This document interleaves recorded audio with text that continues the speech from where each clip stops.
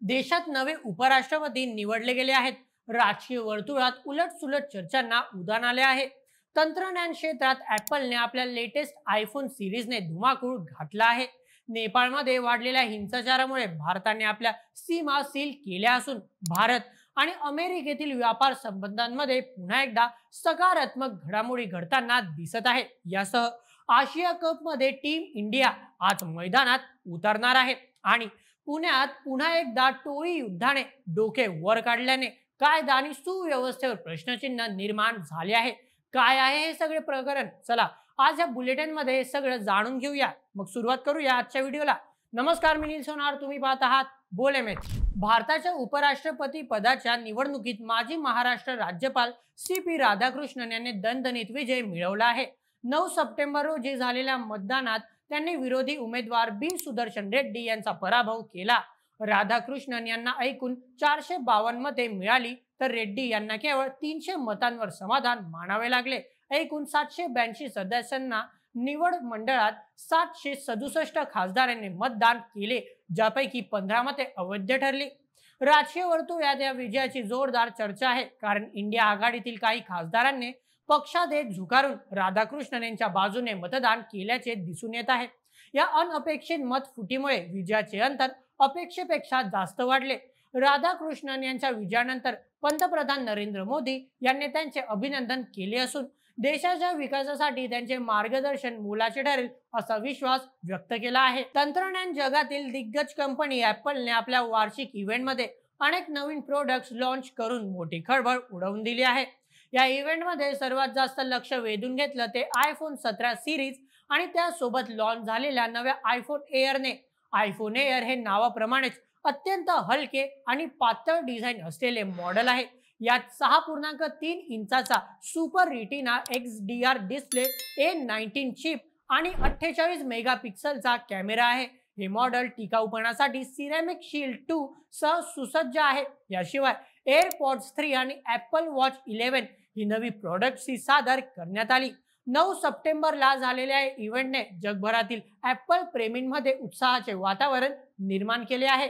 विश्लेषकांच्या मते iPhone air हे मध्यम किमतीच्या प्रीमियम फोन मार्केटमध्ये एक नवीन पर्याय म्हणून उदयास येऊ शकते. नेपाळमध्ये सामाजिक आणि राजकीय अशांतता वाढल्यामुळे देशातील परिस्थिती गंभीर बनली आहे. सोशल मीडियावर बंदीच्या विरोधात सुरू असलेल्या जेन झेड म्हणजे जनरेशन झेड आंदोलनामुळे हिंसाचार उफाळला आहे. या घटनेत आतापर्यंत 19 जणांचा मृत्यू झाला असून 400हून अधिक लोक जखमी झाले आहेत. पंतप्रधान KP शर्मा ओली यांनी या हिंसाचारानंतर राजीनामा दिला आहे. या गंभीर परिस्थितीमुळे भारताने तातडीने पावले उचलली आहेत. नेपाळमध्ये सामाजिक आणि राजकीय अशांतता वाढल्यामुळे देशातील परिस्थिती गंभीर बनली आहे. सोशल मीडियावर बंदीच्या विरोधात सुरू असलेल्या जेन झेड आंदोलनामुळे हिंसाचार उफाळला आहे. या घटनेत आतापर्यंत 19 जणांचा मृत्यू झाला असून 400हून अधिक लोक जखमी झाले आहेत. पंतप्रधान KP शर्मा ओली यांनी या हिंसाचारानंतर राजीनामा दिला आहे. या गंभीर परिस्थितीमुळे भारताने तातडीने पावले उचलली आहेत. नेपाळला लागून असलेल्या बिहारमधील 6 जिल्ह्यांची सुमारे 1751 किलोमीटर लांबीची सीमा पूर्णपणे सील करण्यात आली आहे. गृह मंत्रालयाच्या आदेशानुसार पर्यटकांची नेपाळमधील ये जा थांबवण्यात आली आहे. सीमेवरील सुरक्षा दल हाय अलर्टवर आहेत. अमेरिकेचे राष्ट्राध्यक्ष डोनाल्ड ट्रम्प यांनी भारतावर 50% कर लादला असला तरी आता त्यांनी व्यापार करारावर पुन्हा चर्चा सुरू करण्याची घोषणा केली आहे. रशियाकडून मोठ्या प्रमाणात तेल खरेदी केल्यामुळे हा कर लादण्यात आल्याचा अमेरिकेचा दावा आहे. ट्रम्प यांच्या या भूमिकेवर भारताने सकारात्मक प्रतिसाद दिला आहे. पंतप्रधान नरेंद्र मोदी यांनी X वर लिहिले की भारत आणि अमेरिका हे नैसर्गिक मित्र आहेत. हा संवाद दोन्ही देशांसाठी उज्ज्वल भविष्य निर्माण करेल. या चर्चेत भारत आपल्या कृषी क्षेत्राच्या संरक्षणासाठी ठाम भूमिका घेण्याची शक्यता आहे. लवकरच दोन्ही देशांमध्ये उच्च स्तरीय अधिकाऱ्यांची भेट घेऊन या कराराला अंतिम स्वरूप दिले जाईल अशी अपेक्षा आहे. क्रिकेट चाहत्यांसाठी आनंदाची बातमी. आशिया कप 2025 स्पर्धेतील दुसरा सामना आज म्हणजेच बुधवारी दुबई आंतरराष्ट्रीय स्टेडियमवर होणार आहे. या सामन्यात सूर्यकुमार यादवच्या नेतृत्वाखाली टीम इंडिया UAE संघाशी 2 हात करेल. रात्री 8 वाजता सुरू होणाऱ्या या T20 सामन्यासाठी सर्व तयारी पूर्ण झाली आहे. गत विजेता भारताला स्पर्धेची विजयी सुरुवात करण्याची संधी आहे, तर कमकुवत मानल्या जाणाऱ्या UAE कडून अपसेट करण्याचा प्रयत्न असेल. हा रोमांचक सामना सोनी स्पोर्ट्स आणि सोनी लिव्ह वर थेट पाहता येणार आहे. भारतीय संघात काही नवीन खेळाडूंना संधी मिळण्याची शक्यता आहे, त्यामुळे सामन्याची उत्सुकता शिगेला पोहोचलेली आहे. पुण्यात पुन्हा एकदा टोळी युद्धाने डोके वर काढले आहे. माजी नगरसेवक वनराज आंदेकर यांच्या हत्येचा बदला घेण्यासाठी 19 वर्षीय आयुष कोमकरची गोळ्या झाडून हत्या करण्यात आल्याचा धक्कादायक प्रकार समोर आला आहे. ही घटना 5 सप्टेंबर 2025 रोजी गणपती विसर्जनाच्या पूर्व संध्येला नानापेठ परिसरात घडली.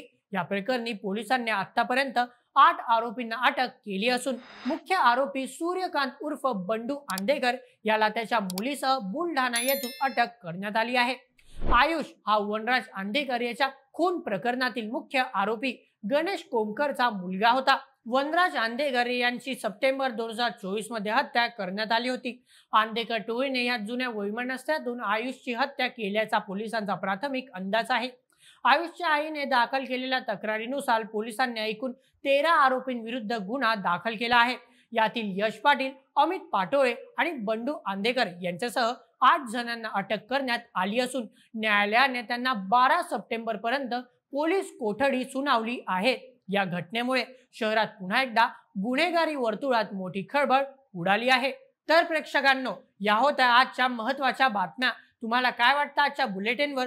तुमचे मत आम्हाला नक्की कळवा आणि अशाच व्हिडिओंकरिता सबस्क्राईब करायला विसरू नका. बोल MH या आपल्या YouTube चॅनलला.